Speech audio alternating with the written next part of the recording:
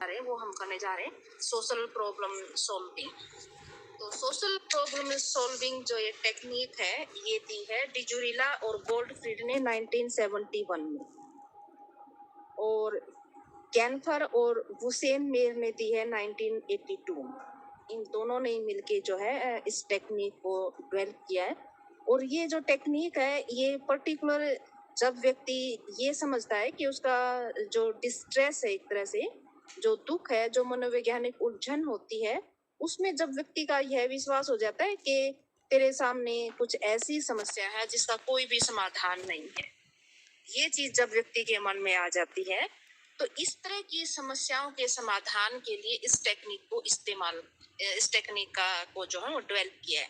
क्योंकि अगर व्यक्ति ये सोच लेता है कि तेरे सामने ये प्रॉब्लम है और इसके ऊपर तेरा कोई कंट्रोल नहीं है और इसका कोई समाधान नहीं है, तो उस समाधान को करने के लिए, उन उलझनों को दूर करने के लिए सोशल प्रॉब्लम सॉल्विंग टेक्निक का जो है वो इस्तेमाल किया है। अभी जो मैंने ये आपको साइकोलॉजिस्ट बताए हैं इन्होंने। अब ये जो टेक्निक है, ये क्या है, इसके कौन कौन से जो है इसकी मेन स्टेप है। तो सबसे पहला जो स्टेप है वो है कि इसके अंदर सबसे पहले तो जो भी क्लाइंट होता है, तो उसकी जो प्रॉब्लम होती है, जिसको ये मानता है कि ये तेरे लिए डिस्ट्रेस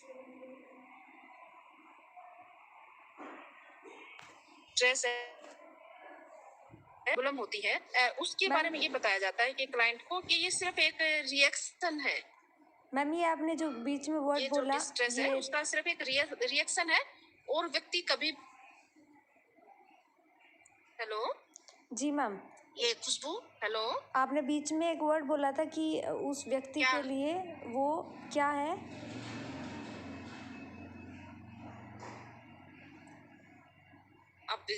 अब इतना पीछे का बेटा मैं क्या बोल रही हूँ मैम, आप एक बार वो जो आप वैसे मैं पूरा ही बता देती, पूरा ही सेंटेंस बता देती हूँ मैं। आपका सबसे पहला जो पॉइंट है वो क्या है, वो पॉइंट इसके बेस के ऊपर है कि हम सबसे पहले बोलते हैं ना कि सोशल प्रॉब्लम सॉल्विंग क्यों इस्तेमाल करते हैं, हमें इसी क्यों बनाई गई है। तो सबसे पहले तो यही ना, क्योंकि इसमें जो क्लाइंट है वो यही सोचने लग जाता है तेरी जो ये तेरे सामने समस्या है, इसका कोई समाधान ही नहीं है।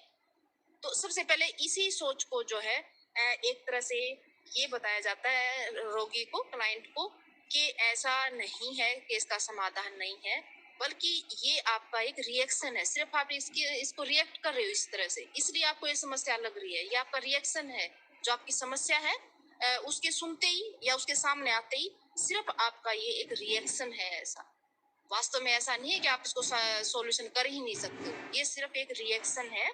और इस रिएक्शन को आप, यानी कि ये जो प्रॉब्लम है, इसको एक तरह से आप धमकी के रूप में ना लेकर इसको एक चुनौती के रूप में भी ले सकते हो। क्योंकि व्यक्ति को जब भी कोई ऐसी समस्या होती है जो उसको लगता है कि इसका सॉल्यूशन नहीं है, तो वो व्यक्ति को धमकीपूर्ण लगती है। तो यहाँ पर ये साइकोलॉजिस्ट ये कहते हैं कि उसको धमकीपूर्ण ना लेकर, उसको धमकीपूर्ण के रूप में रिएक्शन ना देकर, उसको ऐसे जो है चुनौतीपूर्ण लेना चाहिए। हाँ, मैं इसका सामना करूंगा, मैं इसका सॉल्यूशन हो सकता है। चुनौती के रूप में लो सबसे पहले जो भी समस्या है उसको, तब वो समस्या सोल्व होगी। लेकिन अगर उसको धमकी के रूप में ले लिया तो वो कहीं ना कहीं मेंटल डिसऑर्डर को डेवलप करेगी। तो सबसे पहला स्टेप तो यही है, जो भी समस्या हो उसको चुनौती के पूर्ण में लेना। सेकंड जो बात है वो है कि जो क्लाइंट है उसको ये सिखाया जाता है कि जो समस्याएं हैं वो किस किस तरह की हो सकती हैं। मान लो अब आपके सामने ये समस्या है, कोई एक पर्टिकुलर समस्या आ गई, तो उससे मिलती जुलती और क्या हो सकता है, इसमें और क्या हो सकता है। तो उससे मिलती जुलती अगर कोई समस्या है तो सारी समस्याएं नोट कर ली जाती कि ये समस्या आ सकती है, ये आ सकती है, ये आ सकती है। सेकंड पॉइंट पे चुनौती में लेने के बाद सेकंड पॉइंट पे ये किया जाता है। थर्ड जो पॉइंट है उसके अंदर उसको अल्टरनेटिव्स दिए जाते हैं कि जो समस्याएं हैं उनका समाधान क्या हो सकता है। अब जितनी समस्याएं होंगी, फिर उनकी समस्याओं के लिए जो अल्टरनेटिव है कि समाधान इस तरीके से भी हो सकता है, इस तरीके से भी हो सकता है, इस तरीके से भी हो सकता है। तो समाधान के जो अल्टरनेटिव्स हैं थर्ड स्टेप पे, वो एक तरह से सोचकर वो नोट किए जाते हैं। यानी कि एक तरह से ब्रेन स्टॉर्मिंग की जाती है एक तरह से रोगी की, कि आप कैसे कैसे इनको सुलझा सकते हो, ये समस्या है तो इसको कौन कौन से अल्टरनेटिव हो सकते हैं, वो ब्रेन स्टॉर्मिंग जो है वो क्लाइंट से करवाई जाती है। फोर्थ स्टेप पे जो है वो ये बोला जाता है कि जो भी प्रॉब्लम सॉल्विंग के जो भी एक तरह के उनके सॉल्यूशंस हैं, उनके जो रिजल्ट हैं वो क्या होंगे, उनके बारे में सोचो कि ये अल्टरनेटिव है, ये अल्टरनेटिव है, ये अल्टरनेटिव है। अगर ये होगा तो इसका परिणाम क्या होगा, इस अल्टरनेटिव को अपनाओगे तो इसका क्या परिणाम होगा, इस अल्टरनेटिव को अपनाओगे तो इसका क्या परिणाम होगा। तो फोर्थ बात पे उसके जो अल्टरनेटिव हैं उनके बारे में, उनके जो परिणाम है उनके बारे में सोचने के लिए कहा जाता है। और जो पांचवा जो इसमें स्टेप है, उसमें सबसे बाद में जो निर्णय लिया जाता है उसको एक तरह से अप्लाई की जाती है उस चीज को, कि ये रिजल्ट होगा। इसका रिजल्ट सोचने के बाद जो वास्तव में जो सबसे ठीक लगे, जो रिजल्ट आए, उसको जो अप्लाई किया जाता है, ताकि जो समस्या थी उसको जो है वो समाधान मिल जाता है यहाँ पर, और जो समाधान सबसे ठीक लगता है उसको अप्लाई किया जाता है। और लास्ट 6 जो है वहां पर मैम एक बार फिफ्थ वाला रिपीट करना। कौन से को बेटा? मैम फिफ्थ स्टेप जो आपने बताया था अभी में जो फोर्थ स्टेप पे जो रिजल्ट के बारे में एक तरह से जो सोचा जाता है, जो समस्या के समाधान का रिजल्ट क्या रहेगा उसके बारे में जो सोचा जाता है, उस जो रिजल्ट होता है उसको एक तरह से जो सॉल्यूशन होता है उसको अप्लाई किया जाता है। जो समस्या होती है उसके समाधान का जो बेस्ट अल्टरनेटिव होता है उसको अप्लाई किया जाता है एक तरह से फिफ्थ स्टेप में। और सिक्स्थ स्टेप में फिर अप्लाई करने के बाद उसका इवेल्युएशन किया जाता है, मूल्यांकन किया जाता है उस स्टेप का, कि वो सही रहा, क्या उससे उसका गोल मिल गया, क्या उससे उसका समाधान हो गया। लास्ट स्टेप में जो है उसका एक तरह से इफेक्टिव इवेल्युएशन की जाती है। तो जब भी कोई समस्या आए तो ये इस टेक्निक को हम जो है वो अपना सकते हैं, कोई भी सोशल प्रॉब्लम हो, क्योंकि ये आमतौर पर जो है ना सोशल प्रॉब्लम से रिलेटेड है। तो किसी के सामने कोई सोशल प्रॉब्लम आए कभी भी इस टेक्निक के अनुसार कभी भी ये मत मानो कि ये धमकीपूर्ण है, हमेशा चुनौती के पूर्ण रूप में लो। फिर उसको देखो कि इससे रिलेटेड क्या क्या समस्याएं हैं, उनके समाधान सोचो, फिर उनको अप्लाई करो, फिर लास्ट में उसकी एक तरह से इवेल्युएशन करो। तो ये कुछ स्टेप थे इसके, और ये सोशल प्रॉब्लम सॉल्विंग टेक्निक थी। अब अगर हम बात करें कि सोशल इसके कौन कौन से जो हैं एक तरह से फायदे हैं, कहाँ कहाँ इसको हम अप्लाई कर सकते हैं और कितनी इफेक्टिव है ये, तो इसके लिए सबसे पहला जो उपयोगिता है वो बताई है लॉरेंस ने 1989 में। तो जो लॉरेंस है उन्होंने कहा है कि ये जो टेक्निक है वो ये जो डिप्रेसिव जो रिएक्शन है पेशेंट्स के, उनके ऊपर जो है बहुत इसको उपयोग किया जा सकता है। इसी तरह से जो विसबर्ग हैं, विसबर्ग 1981, और इसी तरह से इलियास और क्रेबी 1989, इन्होंने जो है अपनी अपनी रिसर्च की है और उनके आधार पर ये निष्कर्ष निकाला है कि जो सोशल प्रॉब्लम सॉल्विंग टेक्निक है वो स्कूली बच्चों में, स्कूल में जो पढ़ रहे होते हैं बच्चों में ज्यादा इफेक्टिव है। और ये पाया गया है कि जिन बच्चों को सोशल प्रॉब्लम सॉल्विंग ट्रेनिंग दी गई थी और जिनको नहीं दी गई थी, तो ये पाया गया है कि जिनको सोशल प्रॉब्लम सॉल्विंग ट्रेनिंग दी थी वो बच्चे अपनी समस्याओं को ज्यादा अच्छे से सुलझा लेते हैं, बजाय कि जिनको इस मामले में कोई ट्रेनिंग ना दी थी। तो ये उन्होंने भी इफेक्टिव पाया है इसको। तीसरा जो है वो है बेटिल 1982। इन्होंने ये कहा है कि जो साइकेट्रिक जो पेशेंट है उनके लिए ये एक तरह से अधिक उपयोगी है। तो ये कुछ इसकी पॉजिटिव पॉइंट थे। थर्ड किसने दिया था? थर्ड बेडल 1982, बेडल 1982 ने। मैम वेडल की स्पेलिंग बोल दोगे क्या? BEDEEL, Bedal. Okay. BEDEEL, Bedal 1982। Ma'am आगे से ना, सॉरी टू से बट सारे जितने भी साइंटिस्ट हुए या वो हुए तो उनकी स्पेलिंग बोल दिया करो, कई बार नहीं समझ आता। चलो ठीक है, थैंक यू मैम। बेडिल ने 1982 में जो है वो साइकेट्रिस्ट जो पेशेंट है उनके ऊपर इस टेक्निक को जो है बहुत उपयोगी बताया है। इसी तरह से चैनिंग, CHANY, चैनिंग। मैम आपने भी क्या बताया, बेडल ने 1982 में किस पे इफेक्टिव बताया? साइकेट्रिक जो पेशेंट होते हैं उनके ऊपर। साइकेट्रिक जो पेशेंट होते हैं, साइकेट्रिक पेशेंट का मतलब यही है जो किसी भी मेंटल डिसऑर्डर से पीड़ित है।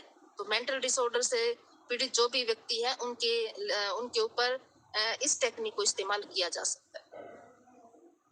तो नेक्स्ट फोर्थ जो एक तरह का जो मेरिट है वो जो स्टडी की है वो की है चैनी ने, CHANY, चैनी, ओलियरी, OLEARY, ओलियरी, एंड मार्लाट, MARLAT, मार्लाट। 1978 उन्होंने 1978 में ये देखा था कि जो अल्कोहल जो अब्यूज कर रहे थे, अगर उनको सुधारने के लिए उनकी इस आदत को दूर करने के लिए भी इस टेक्निक को इस्तेमाल किया जा सकता है। तो वहां भी इनको उन्होंने लाभकारी बताया इस टेक्निक को। तो ये देख रहे हो आप, यहाँ पर जो है एक तरह से डिप्रेशन के लिए भी यूज किया गया है, बच्चों के लिए भी यूज किया गया इस टेक्निक को, साइकेट्रिस्ट पेशेंट के लिए भी इस्तेमाल किया गया है, अल्कोहल अब्यूज के लिए भी को सुधारने के लिए भी जो है इसको इस्तेमाल किया गया है। तो ये कुछ इसके पॉजिटिव पॉइंट थे। अब अगर हम बात करें कि इसकी जो है वो क्रिटिसिज्म, इसकी कहाँ कमी है, कुछ कमी भी है इस टेक्निक की। क्योंकि एक तो कमी यही है कि जो SPS है ये हर तरह की जो मेंटल डिस्ट्रेस है उसका इस की सहायता से जो है वो एक तरह से उपचार नहीं किया जा सकता, वो ठीक नहीं किया जा सकता। ज्यादा कॉम्प्लेक्सिटी अगर है मेंटल डिसऑर्डर की, वहाँ इसको इस्तेमाल नहीं किया जा सकता।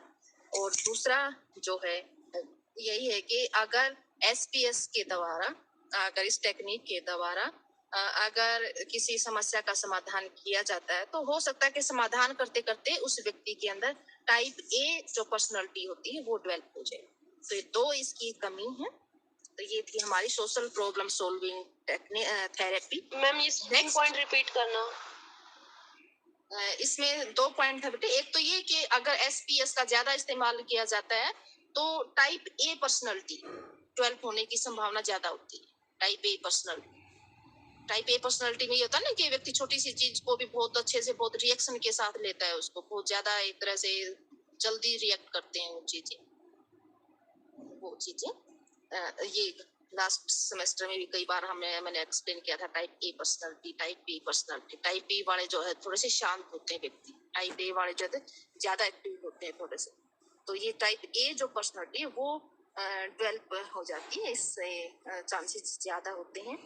ये पॉइंट था। एक पॉइंट ये था कि हर प्रकार की जो मेंटल डिस्ट्रेस है, हर प्रकार की हर जगह हम मेंटल डिसऑर्डर के लिए SPS को इस्तेमाल नहीं कर सकते। तो इसकी कमियां थी।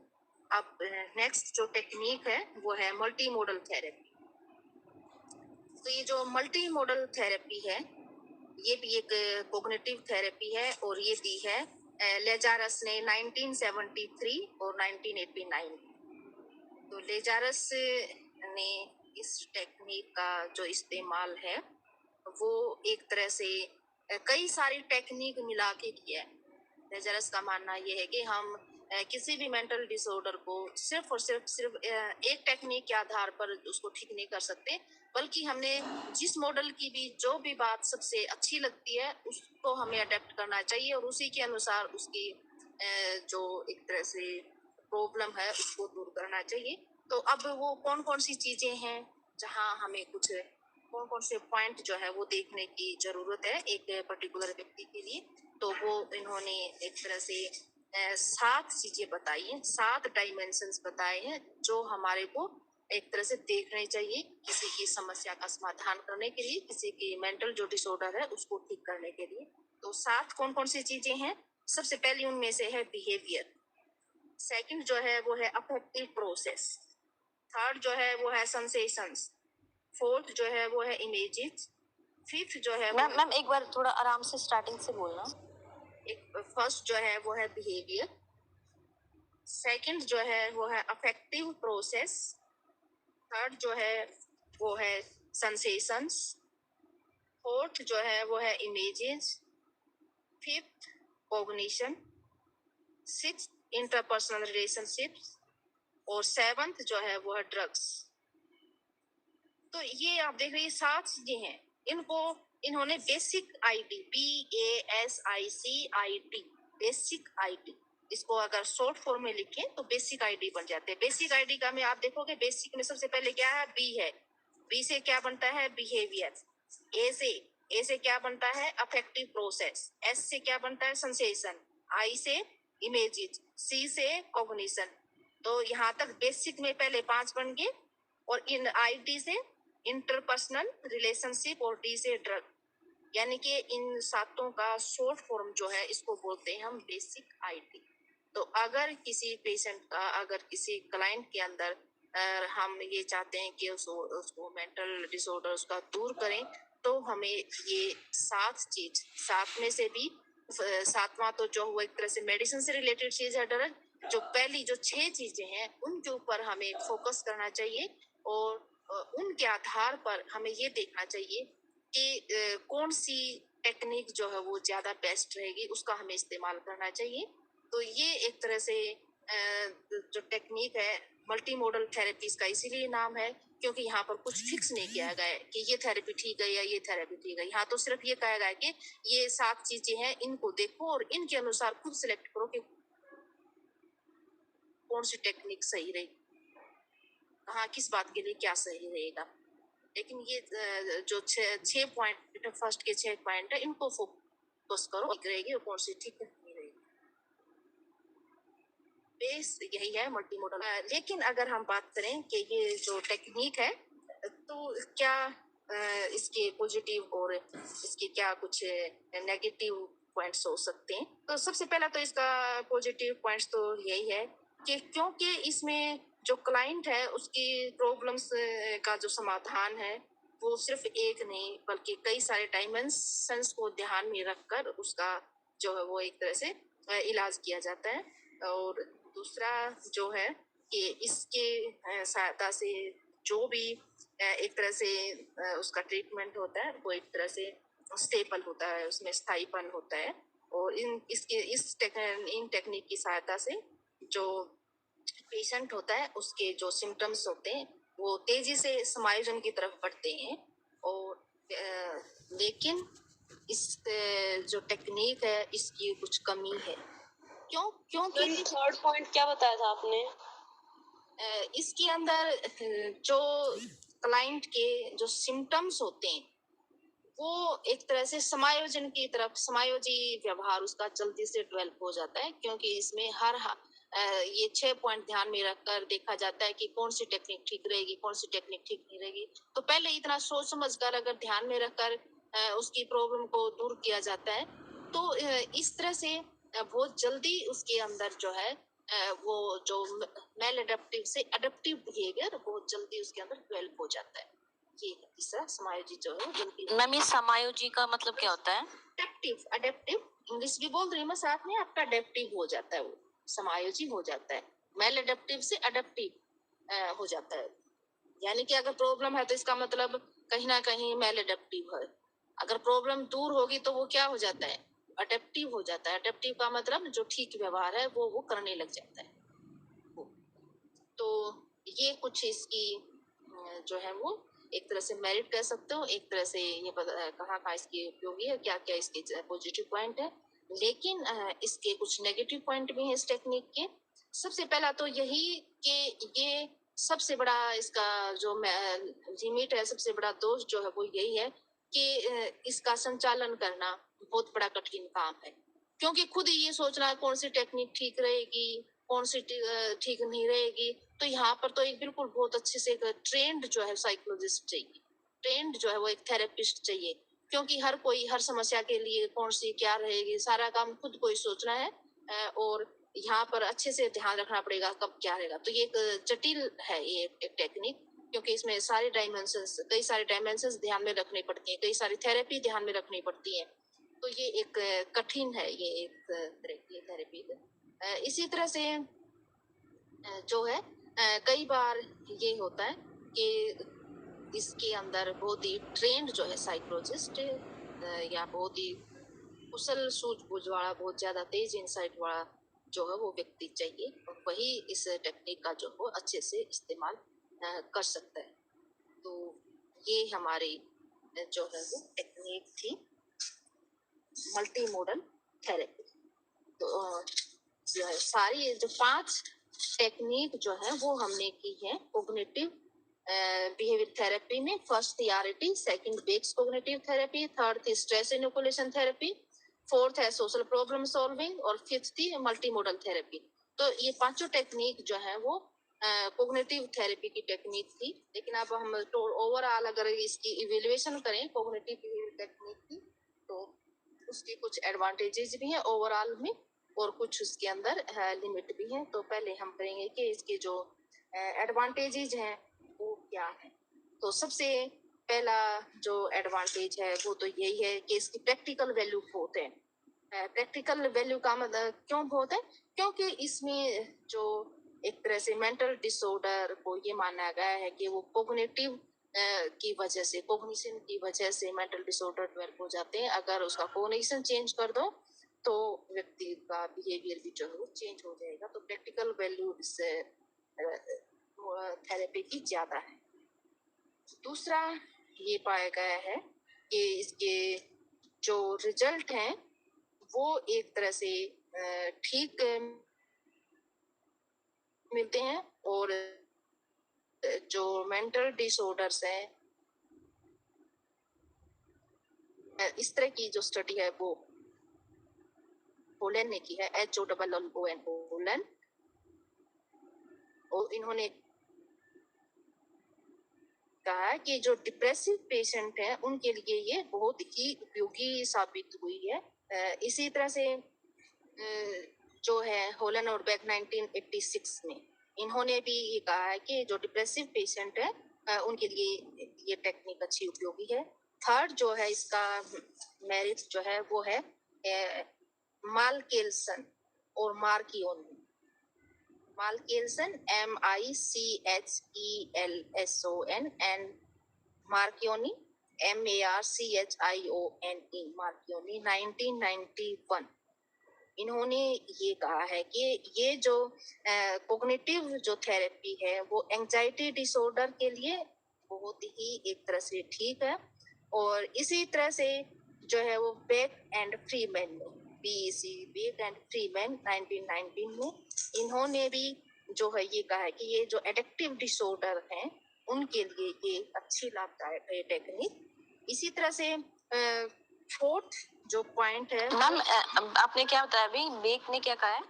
बेक और फ्रीमैन ने ये कहा है कि ये जो है ना एडिक्टिव डिसऑर्डर के लिए, एक तरह से आप ये लगा लो कि कोई स्मोकिंग कर रहा है या फिर कोई ड्रिंकिंग कर रहा है, तो उनको हम कोग्निटिव टेक्निक के माध्यम से दूर कर सकते हैं।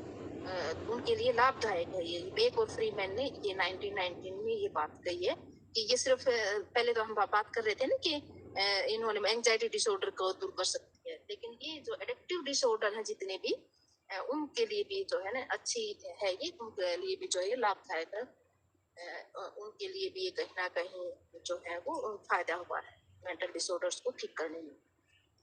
फोर्थ जो पॉइंट है वो ये है कि ये जो कोग्निटिव थेरेपी है इसके अंदर बिल्कुल एक मैनुअल होता है। जैसे आप प्रैक्टिकल करते हैं ना, मैनुअल होता है, मैनुअल में हर चीज लिखी होती है कि ये करना है, ये करना है। इसी तरह से जो कोग्निटिव जो टेक्निक है उसमें आप देखोगे पहले से ही हर चीज जो है वो मेंशन होती है कि ये है। आप जितनी भी टेक्निक उनमें देखोगे पहले से ही जो है ना वो एक तरह से चीजें नोट कर ली जाती है कि ये है, ये करना है और ये दूर करनी है, ये चीजें। तो जो कोग्निटिव जो टेक्निक है उनमें एक मैनुअल होता है और उस मैनुअल के अनुसार ही सारा काम करते हैं और फिर उनकी इवैल्यूएशन भी की जाती है। तो इस तरह की जो टेक्निक है जहाँ पर हम एक पर्टिकुलर हमारे सामने एक मैनुअल है, तो उस मैनुअल के आधार पर हम उसको इस्तेमाल भी कर सकते हैं और उसकी इफेक्टिवनेस को भी निकाल सकते हैं। तो इसलिए इसकी जो एप्लीकेशन है वो इजी हो जाती है। इस टेक्निक की बहुत आसान होता है इस टेक्निक को इस्तेमाल करना, क्योंकि सामने मैनुअल होता है हमारा। ये कुछ इसके एक तरह से पॉजिटिव पॉइंट थे। अगर हम बात करें कि इसके डिसएडवांटेजेस क्या है, इसकी क्या कमियां हैं कोग्निटिव थेरेपी टेक्निक की। तो एक तो सबसे बड़ी कमी यही है कोग्निटिव थेरेपी की कि हमेशा ही जो क्लाइंट होता है वो रेशनल नहीं होता है। इतना ही हम ये कहें कि रेशनल हो जाओ, इरेशनल से रेशनल हो जाओ ताकि आप ठीक हो सको। तो कई बार कितनी कोशिश कर लो, जो व्यक्ति होता है वो रेशनल नहीं होता है और उसकी इरेशनल जो अजम्पशंस हैं उनको हम दूर नहीं कर सकते। तो ये एक इसके में कमी है कि जितनी कोशिश कर लो तब भी हम उसकी हर चीज को जो है वो इरेशनल से रेशनल नहीं चेंज कर सकते। दूसरा, अगर एक व्यक्ति का जो दृष्टिकोण है, कई बार परिस्थितियां ऐसी होती हैं जिसमें जो है हम हर क्लाइंट का उसका जो एक तरह का नजरिया है उसको चेंज करना बहुत ही कठिन काम होता है, बहुत मुश्किल काम होता है। तो ये कुछ दो कमी है। तीसरी, जो ये दो ही कमी मेन कमी है इस टेक्निक की कि इसमें चेंज करना ही मुश्किल काम है और पहला जो है वो हर सोच हमारी रेशनल नहीं हो सकती। तो ये दोनों इसकी एक तरह से कमियां हैं इस टेक्निक की। लेकिन फिर भी अगर हम आज देखें इसमें कमियां भी हैं लेकिन इसके फायदे भी बहुत हैं। फिर भी हम आज दैनिक जीवन में भी हम इसको कई जगह इस्तेमाल करते हैं और ये हमारा था कोग्निटिव बिहेवियर थेरेपी। तो अब तक हम जो है वो तीनों थेरेपी कर चुके हैं हम, यानी कि behaviour therapy, cognitive behaviour therapy और थर्ड जो है वो साइकोडायनेमिक थेरेपी। तीन थेरेपी और तीनों में बेसिक अंतर क्लियर है आपको। कल मैं ये चाहूंगी कि कल आप से मैं थोड़ा सा बेसिक इनके अंदर जो डिफरेंस है वो मैं आपसे पूछूंगी कल, क्योंकि मेरे को कई दिन हो गए हैं मैं करवाती जा रही हूँ। मैं देखना चाहूंगी कि आप में से कितने बच्चे बता पाते हैं। ये नहीं कि इसके लिए आपको बहुत ज्यादा